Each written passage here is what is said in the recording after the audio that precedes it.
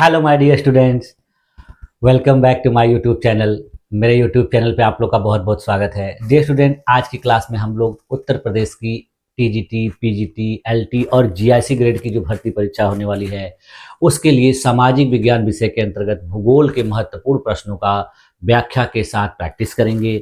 और इन प्रश्नों को प्रैक्टिस करने के बाद आप लोगों को इन सब प्रश्नों को एक बार अपने उत्तर पुस्तिका में भी नोट करते जाना है, जो जो इम्पॉर्टेंट पॉइंट आपको मिलता जाए, क्योंकि व्याख्या में मैं जो कुछ भी बताता हूँ ये कुछ एक्स्ट्रा भी बातें होती हैं, यानी आपके जो ऑप्शन में दिया गया रहता है उससे कुछ अलग भी बातें होती हैं, तो उनको आप लोग को नोट करते जाना है। और इसी तरीके से जैसे हम लोगों की जो इतिहास विषय की क्लासेस चल रही हैं प्रैक्टिस सेट वाली, तो भूगोल विषय की भी क्लासेस उसी तरीके से चलेंगी। हालांकि भूगोल की क्लासेस थोड़ा लेट शुरू हुई हैं, लेकिन फिर भी मैं आप लोगों को जो है लगभग 1000 प्रश्न के करीब इसमें भी प्रैक्टिस करवाऊंगा। तो इस तरीके से क्या हो जाएगा कि जब हम आप लोग 1000 प्रश्नों का प्रैक्टिस करेंगे इसमें, तो उससे क्या होगा कि हमारा जो इस विषय के प्रति अवधारणा है, जो पकड़ है, वो बेहतर हो जाएगी। और हमारे एग्जाम में किसी भी तरीके के अगर प्रश्न पूछे जाते हैं तो हमको किसी भी प्रकार की कोई समस्या नहीं होगी। इन्हीं प्रश्नों को देखिए कभी कभी क्या कर देता है कि थोड़ा लेंदी बना देता है, लेकिन जब आप बार बार प्रैक्टिस किए रहेंगे तो आपको इनको हल करने में कोई समस्या नहीं आएगी। तो चलिए आज की क्लास को शुरू किया जाए। और आज की क्लास जो है आपकी भूगोल की प्रैक्टिस सेट की तीसरी क्लास है, और इसमें हम लोग कुछ और अलग चीज़ों के बारे में जो क्वेश्चंस हैं उनको सॉल्व करेंगे। तो चलिए आज की क्लास को शुरू किया जाए। देखिए हम लोग क्या अध्ययन कर रहे हैं, भारत के भूगोल से जितने भी महत्वपूर्ण टॉपिक हैं उनसे संबंधित प्रश्नों को। और भारत के भूगोल के जो पहले की 2 क्लासेस थी हम लोगों ने उसमें भारत के सामान्य परिचय से संबंधित क्वेश्चंस को हल किया है।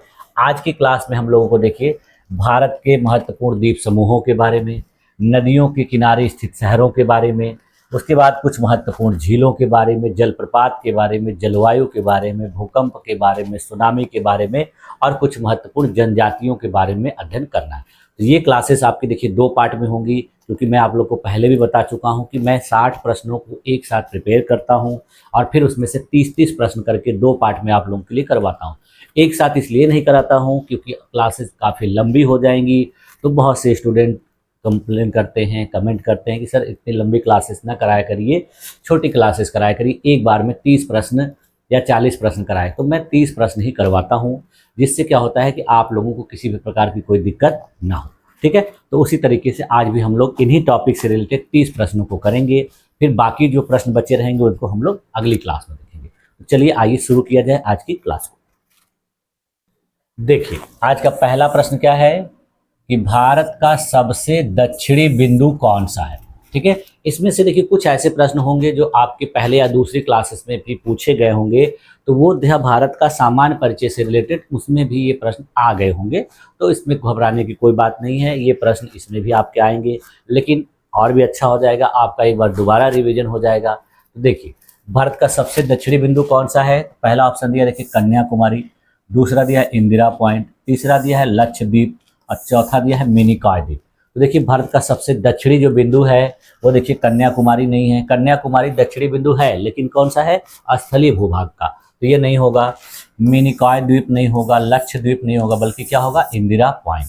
ठीक है, तो इंदिरा पॉइंट भारत का सबसे दक्षिणी बिंदु है और इसका अक्षांश देखिए क्या है, 6.45। ठीक है, यानी इस अक्षांश पर ये स्थित है। ठीक है, तो इसी की वजह से ये भारत का सबसे दक्षिणी बिंदु हो जाता है। तो इस क्वेश्चन का आपका देखिए राइट ऑप्शन क्या हो जाएगा, ऑप्शन नंबर बी। ठीक, देखिए आंसर क्या होगा, बी। व्याख्या क्या है कि इंदिरा पॉइंट जो है निकोबार द्वीप समूह के ग्रेट निकोबार द्वीप पर स्थित है। यह भारत का सबसे दक्षिणी बिंदु है और 2004 में जो सुनामी आई हुई थी उसमें यह बिंदु जो है कुछ मीटर तक समुद्र में धंस गया था, यानी समुद्र की लहरों की वजह से, जल स्तर बढ़ने की वजह से इसकी कुछ क्षेत्र जो है डूब गए थे। तो यही चीज है। अगला क्वेश्चन देखिए, लक्षद्वीप समूह मुख्यतः किससे बना है, यानी लक्षद्वीप समूह जो बना हुआ है वो किन चीजों से बना हुआ है। तो पहला ऑप्शन दिया देखिए ज्वालामुखी चट्टाने, दूसरा दिया है प्रवाल द्वीप, तीसरा दिया है ग्रेनाइट और चौथा दिया है बलुआ पत्थर। तो इसमें देखिए जो लक्षद्वीप समूह बना हुआ है वो देखिए ज्वालामुखी चट्टानों से नहीं बना हुआ है, ग्रेनाइट से नहीं बना हुआ है, बलुआ पत्थर से नहीं बना हुआ है, बल्कि किससे बना हुआ है, प्रवाल द्वीपों से। यानी इस क्वेश्चन का आपका राइट ऑप्शन क्या हो जाएगा, ऑप्शन नंबर बी। देखिए आंसर क्या है, बी। व्याख्या क्या है कि लक्षद्वीप जो है प्रवाल भित्तियों यानी कोरल रीफ से बना हुआ है। यह एक प्रकार के जीवित जीव होते हैं जो चूनेदार संरचनाओं से निर्मित होकर इस प्रकार के द्वीपों को बनाते हैं। अब नेक्स्ट प्रश्न देखिए, अगला प्रश्न क्या है, तीसरा प्रश्न कि अंडमान और निकोबार द्वीप समूह किस जल डमरू मध्य द्वारा पृथक होते हैं। यानी अंडमान और निकोबार जो द्वीप समूह हैं वो देखिए क्या है कि एक दूसरे से पृथक होते हैं, बीच में समुद्र की जलधाराएं हैं, तो वही पूछा जा रहा है कि किस जल डमरू मध्य द्वारा पृथक होते हैं। तो देखिए पहला दिया है पाक जल डमरू मध्य, दूसरा दिया है 10 डिग्री जल डमरू मध्य, तीसरा दिया है मन्नार जल डमरू मध्य और चौथा दिया है मलक्का जल डमरू मध्य। तो देखिए जो अंडमान निकोबार द्वीप समूह है ये पाक जल डमरू मध्य से नहीं होता है। पाक जल डमरू मध्य कहाँ पर है, भारत और श्रीलंका की सीमा पर, ये नहीं होगा। मन्नार भी नहीं है, मन्नार देखिए गुजरात के पास है। मलक्का जल डमरू मध्य ये भी नहीं है, बल्कि कौन सा है, 10 डिग्री जल डमरू मध्य यानी 10 डिग्री चैनल जो है अंडमान और निकोबार द्वीप समूह को अलग करता है। तो इस क्वेश्चन का भी देखिए आपका राइट ऑप्शन क्या हो जाएगा, ऑप्शन नंबर बी। देखिए आंसर क्या है, बी। व्याख्या क्या है कि 10 डिग्री जो जल डमरू मध्य है ये देखिए अंडमान और निकोबार द्वीप समूह को अलग करता है। इसकी चौड़ाई लगभग कितनी है, 150 किलोमीटर यानी 150 किलोमीटर ये चौड़ा है। अगला क्वेश्चन देखिए, निम्नलिखित में से कौन सा द्वीप जो है ज्वालामुखी है। यानी भारत में ऐसा कौन सा द्वीप है जो है ज्वालामुखी है। ठीक है, तो देखिए पहला ऑप्शन दिया है बैरन द्वीप, दूसरा दिया है कार निकोबार, तीसरा दिया है हैवलॉक द्वीप और चौथा दिया है रॉस द्वीप। तो देखिए इन द्वीपों में से सब जो ज्वालामुखी द्वीप है वो देखिए रॉस द्वीप नहीं है, हैवलॉक नहीं है, कार निकोबार नहीं है, बल्कि कौन है, बैरन द्वीप है। ठीक है, ये अंडमान सागर में जो है स्थित है और यह एक प्रकार का सुषुप्त ज्वालामुखी है यानी एक्टिव है। ठीक है, तो इस क्वेश्चन का देखिए आपका राइट ऑप्शन क्या हो जाएगा, ऑप्शन नंबर ए। देखिए आंसर ए है। व्याख्या क्या होगा कि बैरन द्वीप जो है भारत का एकमात्र सक्रिय ज्वालामुखी है जो अंडमान सागर में स्थित है। ठीक है, अगला क्वेश्चन देखिए, दिया है मिनिकॉय द्वीप किस समूह का भाग है। यानी मिनिकॉय द्वीप जो है किस द्वीप समूह का भाग है। पहला ऑप्शन दिया देखिए अंडमान द्वीप, दूसरा दिया है निकोबार द्वीप, तीसरा दिया है लक्षद्वीप और चौथा दिया है मालदीव। तो देखिए जो मिनिकॉय द्वीप समूह है वो देखिए किसका भाग है, अंडमान का नहीं है, निकोबार का नहीं है, मालदीव का नहीं, बल्कि किसका है, लक्षद्वीप समूह का। तो इस क्वेश्चन का देखिए आपका राइट ऑप्शन क्या हो जाएगा, ऑप्शन नंबर सी। देखिए राइट आंसर क्या होगा, सी। व्याख्या क्या होगा कि मिनिकॉय द्वीप जो है लक्षद्वीप का सबसे दक्षिणी द्वीप है और यह भौगोलिक रूप से मालदीव श्रृंखला से मिलता जुलता है। यानी मालदीव के आसपास है और ये लक्षद्वीप के एकदम दक्षिणी छोर पर है। ठीक, अगला क्वेश्चन देखिए, भारत का एकमात्र सक्रिय ज्वालामुखी कहाँ पर स्थित है। पहला ऑप्शन दिया देखिए निकोबार द्वीप, दूसरा दिया है बैरन द्वीप, तीसरा दिया है रॉस द्वीप, चौथा दिया है हैवलॉक द्वीप। तो भारत का देखिए एकमात्र जो सक्रिय ज्वालामुखी है वो देखिए निकोबार द्वीप पे नहीं है, रॉस द्वीप पे नहीं है, हैवलॉक पर नहीं है, बल्कि कहाँ पर है, बैरन द्वीप पे। तो इस क्वेश्चन का देखिए आपका राइट ऑप्शन क्या हो जाएगा, ऑप्शन नंबर बी। देखिए आंसर क्या है, बी। व्याख्या क्या होगा कि यह द्वीप जो है अंडमान सागर में स्थित है और 2017 में यह अंतिम बार सक्रिय हुआ था। यानी एक प्रकार का सक्रिय ज्वालामुखी है। अगला क्वेश्चन देखिए, लक्षद्वीप की राजधानी कहाँ पर है। यानी लक्षद्वीप जो है उसकी राजधानी पूछी जा रही है। तो यहाँ देखिए पहला ऑप्शन दिया है कोच्चि, दूसरा दिया है कवरत्ती, तीसरा दिया है मिनिकॉय और चौथा दिया है बंगारम। तो देखिए लक्षद्वीप की जो राजधानी है बंगारम नहीं है, मिनिकॉय नहीं है, कोच्चि नहीं है, बल्कि कौन है, कवरत्ती है। यानी इस क्वेश्चन का भी राइट ऑप्शन क्या हो जाएगा, ऑप्शन नंबर बी। देखिए आंसर बी होगा। व्याख्या क्या होगा कि कवरत्ती द्वीप जो है लक्षद्वीप केंद्र शासित प्रदेश की प्रशासनिक राजधानी है। नेक्स्ट क्वेश्चन देखिए, कोरल ब्लीचिंग शब्द किससे संबंधित है। यानी पूछा जा रहा है कि कोरल ब्लीचिंग जो वर्ड है वो किस चीज से रिलेटेड है। पहला ऑप्शन है प्रवाल की मृत्यु, दूसरा है समुद्र तल का धंसाव, तीसरा है समुद्री लहरें और चौथा है समुद्री प्रदूषण। तो देखिए जो कोरल ब्लीचिंग शब्द है वो देखिए समुद्री प्रदूषण से, समुद्री लहरों से नहीं, समुद्र तल की धंसाव से नहीं, बल्कि जो प्रवाल नामक जीव होते हैं उन्हीं की मृत्यु से रिलेटेड है। तो इस क्वेश्चन का देखिए आपका राइट ऑप्शन क्या हो जाएगा, ऑप्शन नंबर ए। ये राइट आंसर होगा। देखिए आंसर क्या है, ए। व्याख्या क्या होगा कि जब समुद्र का तापमान बढ़ता है तो प्रवाल अपने सहजीवी शैवाल यानी जुजंथेल को खो देते हैं और उनसे उनका रंग जो हो जाता है सफेद हो जाता है, तो इसी को कहा जाता है प्रवाल की मृत्यु। अगला क्वेश्चन देखिए, अंडमान शब्द का मूल किस भाषा से है, यानी अंडमान शब्द जो है मूलतः किससे रिलेटेड है पूछा जा रहा है। तो पहला ऑप्शन दिया देखिए तमिल भाषा, दूसरा दिया है मलय, तीसरा दिया है संस्कृत और चौथा दिया है सिंहली। तो देखिए ये जो अंडमान शब्द है वो सिंहली से नहीं रिलेटेड है, संस्कृत से नहीं रिलेटेड है, तमिल से नहीं रिलेटेड है, बल्कि किससे संबंधित है, मलय भाषा यानी मलय भाषा से संबंधित है। तो इस क्वेश्चन का आपका राइट ऑप्शन क्या हो जाएगा, ऑप्शन नंबर बी। देखिए इसका आंसर क्या होगा, बी। व्याख्या क्या है कि मलय भाषा में अंडमान शब्द जो है वो हनुमान को दर्शाता है, जिससे अंडमान शब्द की उत्पत्ति मानी जाती है, यानी इसमें अंडमान का मतलब हनुमान जी से जोड़ा जाता है। अगला क्वेश्चन देखिए, भारत का सबसे बड़ा द्वीप कौन सा है, यानी भारत के जो भी द्वीप हैं तो उनमें पूछा जा रहा है सबसे बड़ा कौन सा है। पहला ऑप्शन दिया है कार निकोबार, दूसरा दिया है मिडिल अंडमान, तीसरा दिया है ग्रेट निकोबार और चौथा दिया है लिटिल अंडमान। तो भारत के द्वीपों में सबसे बड़ा जो द्वीप है देखिए कार निकोबार नहीं है, मिडिल अंडमान नहीं है, लिटिल अंडमान नहीं, बल्कि कौन सा है, ग्रेट निकोबार। तो इस क्वेश्चन का देखिए आपका राइट ऑप्शन क्या हो जाएगा, ऑप्शन नंबर सी। देखिए इसका आंसर क्या हो जाएगा, सी। व्याख्या क्या होगा कि ग्रेट निकोबार जो है भारत का सबसे बड़ा द्वीप है, यह लगभग 1045 वर्ग किलोमीटर क्षेत्रफल में फैला हुआ है, ठीक है, और ये अंडमान निकोबार द्वीप समूह का हिस्सा है। अब देखिए अब हमारा अगला क्वेश्चन जनजातियों से रिलेटेड है। तो इसमें पूछा जा रहा है कि टोडा जनजाति किस राज्य में पाई जाती है, यानी अपने देश में बहुत सी जनजातियां पाई जाती हैं, तो उसी में पूछा जा रहा है कि टोडा जनजाति कहाँ पाई जाती है। तो पहला ऑप्शन दिया देखिए केरल, दूसरा दिया है तमिलनाडु, तीसरा दिया है कर्नाटक और चौथा दिया है आंध्र प्रदेश। तो देखिए जो टोडा नामक जनजाति पाई जाती है ये दक्षिण भारत में आंध्र प्रदेश में नहीं, कर्नाटक में नहीं, केरल में नहीं, बल्कि कहाँ पाई जाती है, तमिलनाडु में। तो इस क्वेश्चन का देखिए आपका राइट ऑप्शन क्या हो जाएगा, ऑप्शन नंबर बी। देखिए आंसर क्या है, बी। व्याख्या क्या होगा कि टोडा जनजाति जो है नीलगिरी की पहाड़ियों में निवास करती है और ये लोग खास करके पशुपालन विशेषकर भैंस का पालन करते हैं और अपनी विशिष्ट झोपड़ी नुमा झोपड़ियों और पारंपरिक पोशाकों के लिए काफी प्रसिद्ध है, ठीक। अगला क्वेश्चन देखिए पूछ रहा है कि गोंड जनजाति मुख्यतः कहाँ पाई जाती है, यानी गोंड नामक जनजाति जो है किस राज्य में पाई जाती है। पहला ऑप्शन दिया है असम, दूसरा दिया है मध्य प्रदेश, तीसरा दिया है राजस्थान, चौथा दिया है गुजरात। तो देखिए जो गोंड जनजाति अपने देश में पाई जाती है गुजरात में नहीं, राजस्थान में नहीं, असम में नहीं, बल्कि कहाँ पाई जाती है, मध्य प्रदेश में। तो इस क्वेश्चन का भी राइट ऑप्शन क्या हो जाएगा, बी।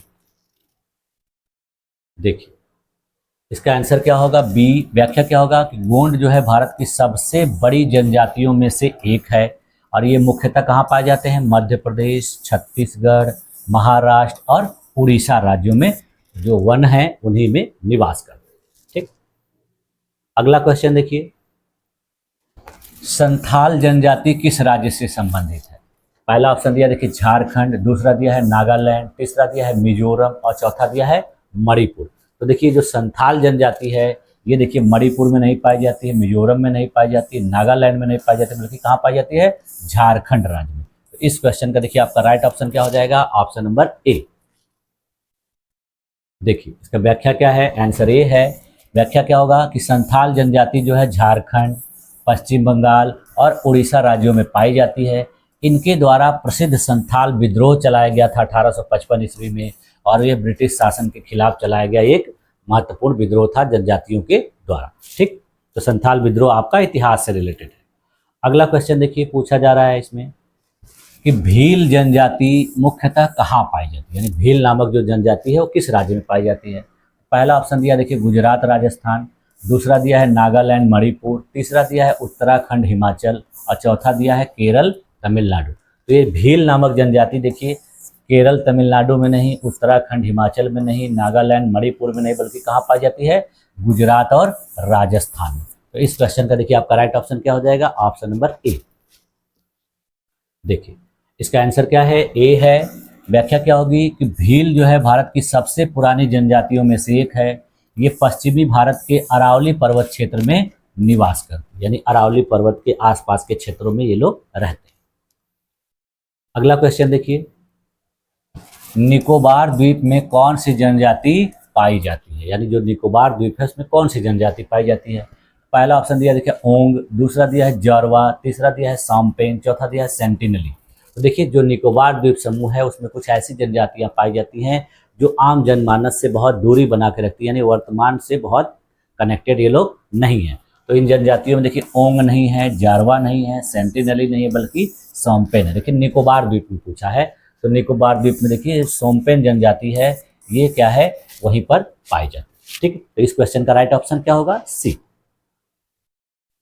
देखिए आंसर क्या है, सी। व्याख्या क्या होगा कि सोम्पेन जनजाति जो है ग्रेट निकोबार द्वीप में पाई जाती है और यह बाहरी दुनिया से बहुत कम संपर्क में रहती है, यानी बाहर के लोगों से इनका कांटेक्ट नहीं रहता। अगला क्वेश्चन देखिए, पूछा जा रहा है नागालैंड की प्रमुख जनजाति कौन सी है। पहला ऑप्शन दिया देखिए खासी, दूसरा दिया है नागा, तीसरा दिया है गारो, चौथा दिया मीजू। तो देखिए नागालैंड की प्रमुख जनजाति जो है वो मिजो नहीं है, गारो नहीं है, खासी नहीं है, बल्कि कौन है, नागा है। तो यानी इस क्वेश्चन का आपका राइट ऑप्शन क्या हो जाएगा, ऑप्शन नंबर बी। देखिए इसका आंसर क्या होगा, बी। व्याख्या क्या होगा कि नागा जनजाति जो है नागालैंड की प्रमुख जनजाति है, जिसकी कई उप जनजातियां हैं, जैसे आओ, सेमा, अंगामी। यानी मुख्य जो है नागा है और इसकी कुछ उपजातियां जो इसी से बनी हैं, तो वो आओ, सेमा और अंगामी है। ठीक है, तो कभी कभी क्वेश्चन में ऑप्शन ये दे देगा, तो आपका ये तीनों में से कोई एक सही होगा। ठीक, अगला क्वेश्चन देखिए, खासी जनजाति कहाँ पाई जाती है। तो यहाँ पहला ऑप्शन दिया देखिए त्रिपुरा, दूसरा दिया है असम, तीसरा दिया है मेघालय, चौथा दिया है मणिपुर। तो देखिए जो खासी जनजाति पाई जाती है वो देखिए त्रिपुरा में नहीं पाई जाती, असम में नहीं पाई जाती, मणिपुर में नहीं पाई जाती, बल्कि कहाँ पाई जाती है, मेघालय में। यानी इस क्वेश्चन का आपका राइट ऑप्शन क्या हो जाएगा, ऑप्शन नंबर सी। उसके बाद फिर देखिए इसका व्याख्या देख लेते हैं। आंसर क्या है, सी है। व्याख्या क्या होगा कि जो खासी जनजाति है यह मेघालय के खासी पहाड़ियों में पाई जाती है। यह मातृसत्तात्मक समाज के रूप में जानी जाती है। यहाँ पर वंश जो है माँ के नाम से चलता है। यानी अगर आपसे कभी क्वेश्चन पूछा जाए एग्जाम में कि भारत की वह कौन सी जनजाति है जहाँ पर मातृसत्तात्मक समाज है, तो कौन सी जनजाति है, खासी जनजाति। कहाँ पाई जाती है, तो भारत के मेघालय राज्य। ठीक, देखिए नेक्स्ट क्वेश्चन क्या है कि अंडमान द्वीप में पाई जाने वाली अत्यंत आदिम जनजाति कौन सी है। तो वहां पर पूछा था निकोबार में, अब पूछा रहा है कि अंडमान द्वीप में पाई जाने वाली सबसे आदिम जनजाति कौन सी है। तो पहला देखिए दिया है ओंग, दूसरा दिया है जरवा, तीसरा दिया है सोम्पेन और चौथा दिया है सेंटिनली। यानी ये ऑप्शन जो है पहला जो प्रश्न पूछा गया था उसी का है, लेकिन यहाँ पर आंसर जो होगा अलग होगा। तो देखिए अंडमान द्वीप में पाई जाने वाली जनजाति जो सबसे आदिम है, ओंग नहीं है, जारवा नहीं है, सोम्पेन नहीं है, बल्कि कौन है, सेंटिनली है। यानी इस क्वेश्चन का आपका राइट ऑप्शन क्या हो जाएगा, ऑप्शन नंबर डी। अगर निकोबार में पूछे तो कौन होगा, सोम्पेन, अंडमान में पूछे तो सेंटिनली। ठीक है, इनको दोनों को अलग से जानना होगा आपको। देखिए आंसर क्या है, डी। व्याख्या क्या होगा कि सेंटिनली जनजाति जो है नॉर्थ सेंटिनल द्वीप पर रहती है और यह भी जो है पूरी तरह से बाहरी संपर्क से अलग थलग रहती है, इसलिए इन्हें अनकॉन्टेक्टेड ट्राइब के नाम से भी जाना जाता है। यानी ऐसी ट्राइब जो बाकी बाहर के लोगों से कांटेक्ट नहीं रखती है। अगला क्वेश्चन देखिए पूछा जा रहा है कि टोटो जनजाति किस राज्य में पाई जाती है। तो यहाँ देखिए पहला ऑप्शन दिया है सिक्किम, दूसरा दिया है पश्चिम बंगाल, तीसरा दिया है अरुणाचल प्रदेश और चौथा दिया है असम। तो देखिए ये टोटो नामक जनजाति है, ये असम में नहीं पाई जाती, अरुणाचल प्रदेश में नहीं पाई जाती, सिक्किम में नहीं पाई जाती, बल्कि कहाँ पाई जाती है, पश्चिम बंगाल राज्य में। तो इस क्वेश्चन का देखिए आपका राइट ऑप्शन क्या हो जाएगा, ऑप्शन नंबर बी।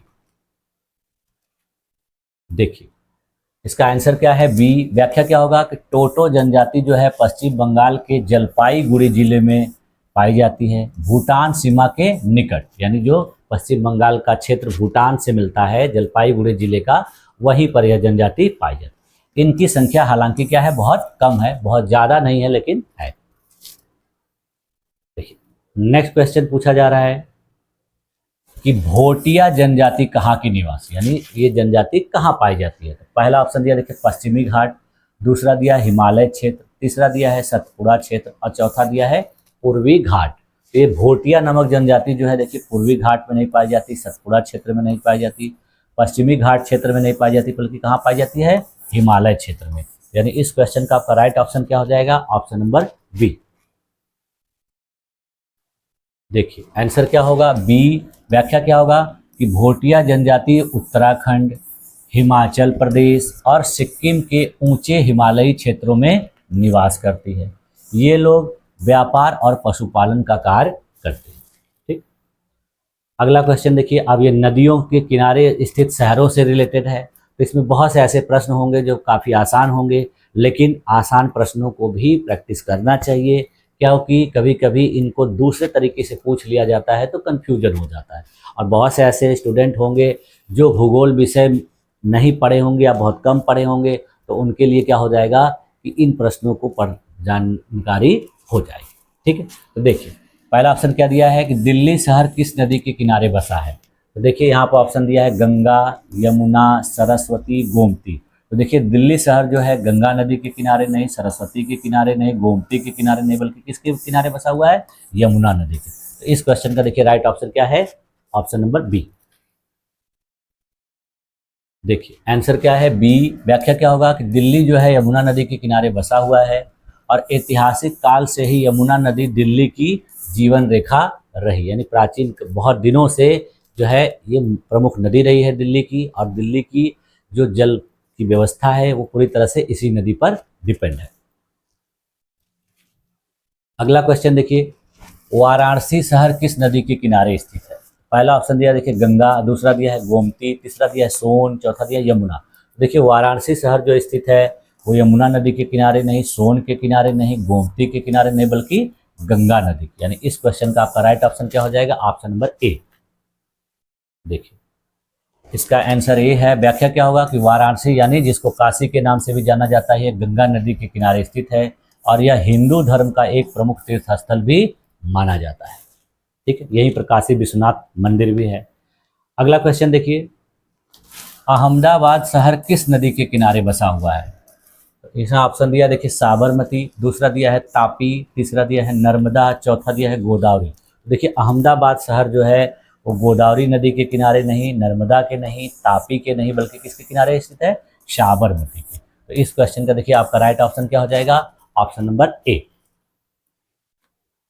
देखिए आंसर क्या होगा, ए। व्याख्या क्या होगा कि अहमदाबाद जो है गुजरात राज्य में साबरमती नदी के किनारे बसा हुआ है और यह जो है महात्मा गांधी के द्वारा स्थापित किए गए साबरमती आश्रम से भी जुड़ा हुआ है, यानी इतिहास में भी इससे संबंधित प्रश्न पूछे जाते हैं। तो देखिए महात्मा गांधी का जो साबरमती आश्रम है वो इसी नदी के किनारे स्थित था पहले, और गांधी जी यहीं पर इसी आश्रम से जो भी अपनी गतिविधियां थे वो करते थे।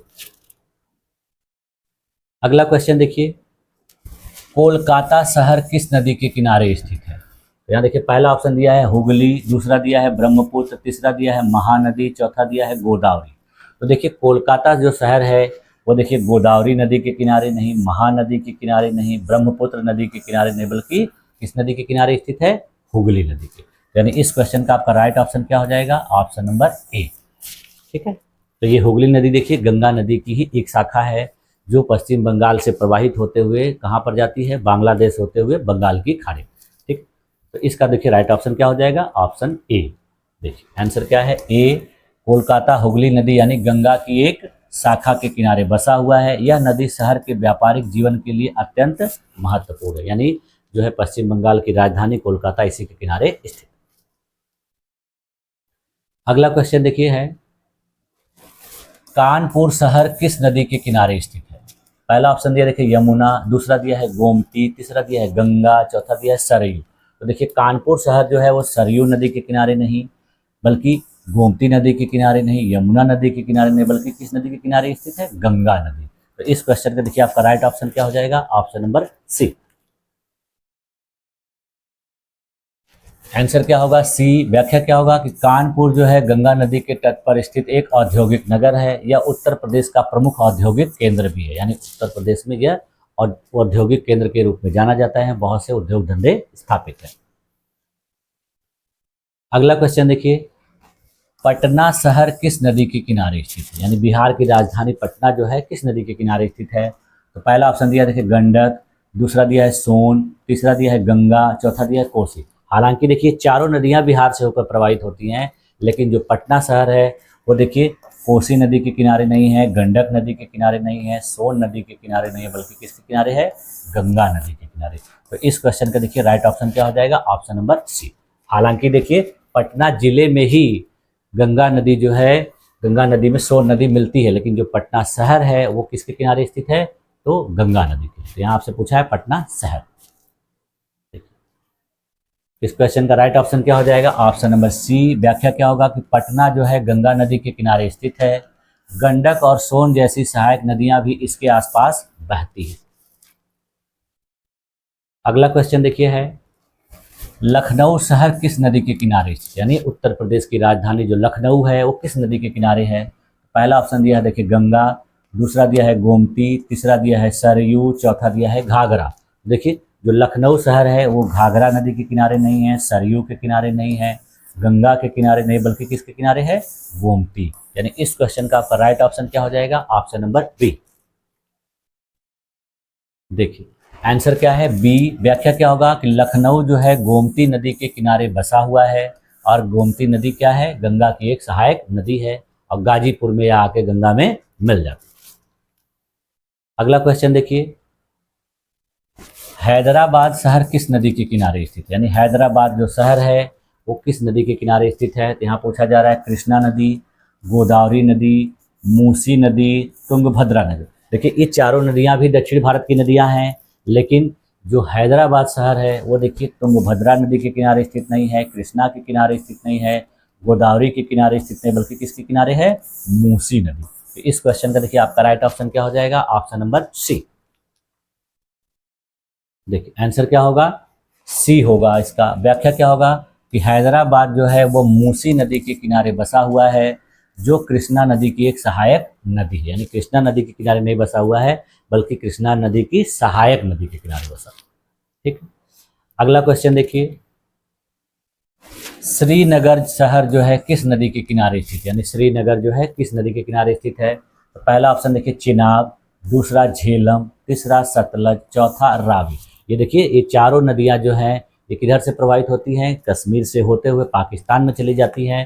तो यहाँ पर देखिए ऑप्शन जो होगा रावी नहीं होगा, सतलज नहीं होगा, चिनाब नहीं होगा, बल्कि झेलम नदी, यानी श्रीनगर शहर जो है किस नदी के किनारे स्थित है, झेलम।